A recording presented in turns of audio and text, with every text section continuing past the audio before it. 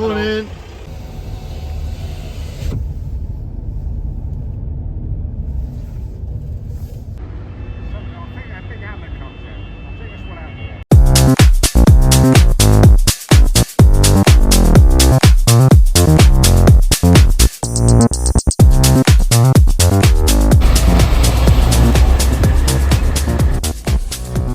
Morning all, so we're having a little trip out again today. We're going to go off up to Gwynnespeed and do a little bit of testing up there today. No puppy today, he's at home feeling quite sad, but he'll get his walk this morning, just won't be with me. I'm not going to lie, I'm feeling a little bit apprehensive about today's test. There's a lot of learning to do today. I don't know, it's all just rather unfamiliar, and going straight into the Clacton rally, which is a reasonably meaty rally, is probably, I don't know, maybe it is the ideal first event, I don't know. But perhaps a single venue might have been better, but it didn't work out like that. So we're just gonna have to get on with it. That's all sort of happened quite quickly. It's a reasonably significant move, but it's a great opportunity. There's people out there dreaming of getting into rallying, and I'm able to go out there and do it in a really top car. So you've got to be very, very thankful for that. On and off these ferries all the time, but you know, I don't really mind it. There's plenty of positives about living on the Isle of Wight. The ferries can be a bit of a drag. It doesn't mean that the island is unique compared to other places you could live.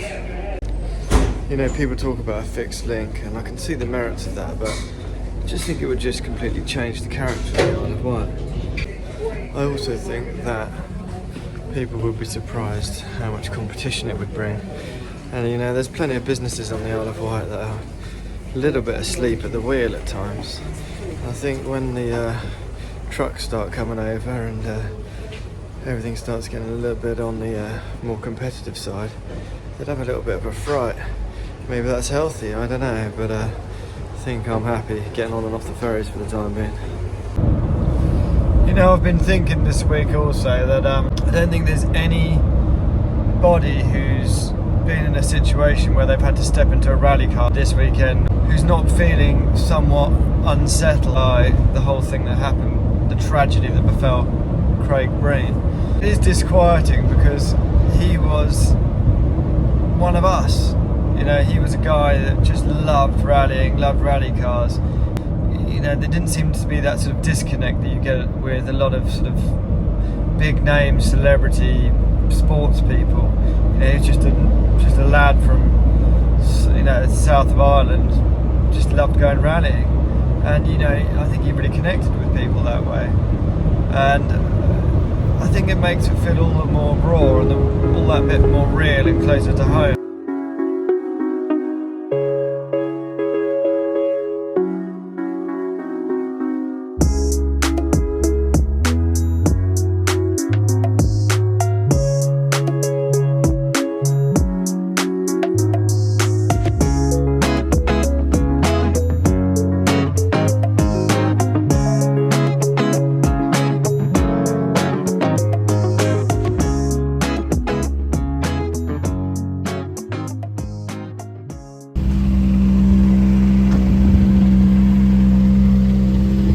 Morning boys, how's it going? Alright?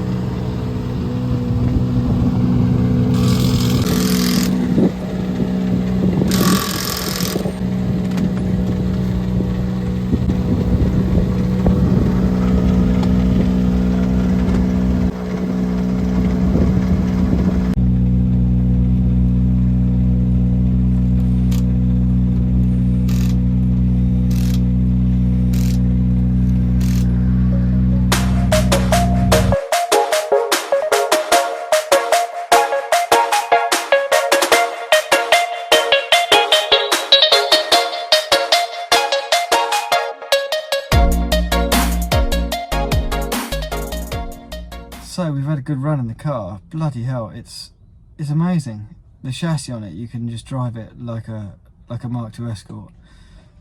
Amazing bit of kit.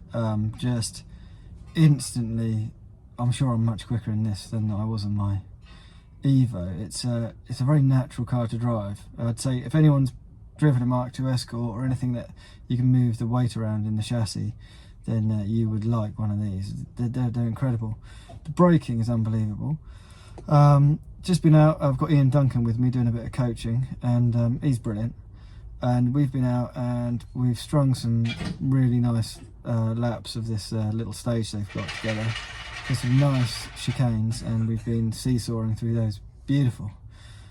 So yeah, really impressed. The only slight thing is that there's a weird thing going on. Apparently in these early R5s, there's a thing with the steering rack which shuts down the electric steering. And that has happened, and it was all a bit alarming really, and the steering went really heavy. I thought a steering arm had broken or something. And yeah, anyway, we went through a few cones, but we're just going to see if there's some loose wires or something like that. But apparently it is something that can happen on them, but not ideal really, so a little bit of work to do on that. Immediately feel more comfortable in the car, and left-hand drive just isn't a problem as far as I can tell. So yeah, just on the lunch break now, so Neil's got the car up in the air. We're going to have a little just check of everything, and we'll be back out after lunch. So Ian then, have we had a good day? We've had a fantastic day. Yeah, not too bad so far. A little bit curtailed because unfortunately we had a bit of power steering trouble. Yeah. So a bit of an early bath, but up until that point it was all sort of moving in the right direction, I think. Very much so. So yeah, new car. We're sat in Richard's newly acquired R5. Very used to his Evo and the Escort. Yeah. So a bit of a step up and a whole new level of physics really to play with. Yeah, sort of like a bit of a combination of the two though. I feel like learned a lot with the forward drive of an Evo. Learned a huge amount pedaling my Escort for all those years, you know, from very much formative steps into rallying through different incarnations of engines, like going from 100 horsepower Pintos up to like 300 horsepower firecrackers and sequential boxes. But, you know, kind of that all sort of like went on halt. And then when I got the Evo, it was like another learning experience, but it was just a much more direct car. Whereas this feels like it's much more like a combination of the two. You know, you can kind of hang it around like an Escort. Very much so. We started off with, we're probably 70% of the way there straight away in the car. It's a very compliant, very capable machine. On that second to last session where we had that sort of breakthrough moment with the timing of your turns, carrying that energy deeper in on the approach, you get these beautiful rotations, but obviously then you have a better position from the exit of that turn that leads you into then having more energy to use for your next turn, and so on and so on. There's a series of bends. They're very similar, but they're like evenly spaced apart, and in the previous runs we were doing them very much one at a time. And when Richard got the hang of this on the second to last run before we broke for lunch, he really got the hang of the timing, the energy, everything just worked perfectly, and you were swinging in and out of those with very little effort from the steering, from the pedals. Amazing machine. You know, it's an incredible bit of kit, isn't it? Just to see how quickly you could adapt to it as well, though, is I mean, I've got to take my hats off slightly to M Sport there, because they've made a very, very nice package here. And it is something, you know, it's a bit of an everyman car. I think, you know, most people would be surprised how quickly they can get used to it. And I was surprised how little the left-hand drive bothered me. I didn't really think about it. Within about the first mile or two, I'd forgotten all about it being left hooker. Yeah, absolutely. And everyone sort of said that would be the case, and I never really kind of thought that it would. I thought, I don't know, maybe it's different for other people. Even though I've had left-hand drive vehicles, but yeah, no, it's cracking. But I mean, thank you, Ian. I mean, it's just good to polish up on things, and I mean, from my point of view, and you know, you always help me refine and hone my technique, and coaching is so overlooked by the majority of drivers. But it doesn't matter how experienced you are, you can always get something out of it, because it's just a third person having, you know, perspective.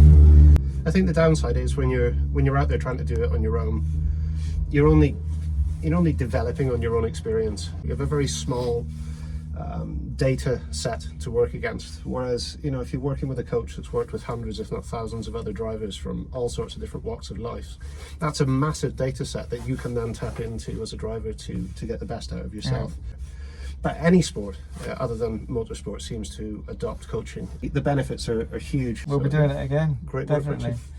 Nice one, mate. Well, thanks very much again, and we shall take this up again. Yep, we'll do. Nice one, man. Cheers. So this is where you go when you don't have a doggy or children in tow.